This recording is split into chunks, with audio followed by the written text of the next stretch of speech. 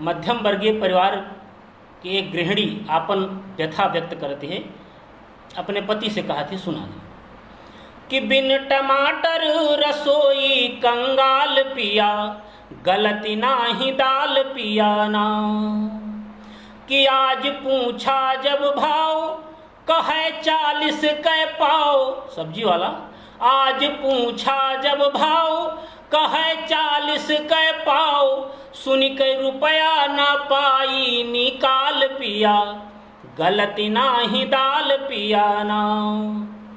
और जे मिडिल वर्ग जो है, मध्यम वर्गीय, कि मिडिल के घरे न आई, जे अमीर वो है खाई। मिडिल के घरे न आई, जे अमीर वो है खाई। जे के चलत होई आपन टकसाल पिया, गलती नाही दाल पिया ना।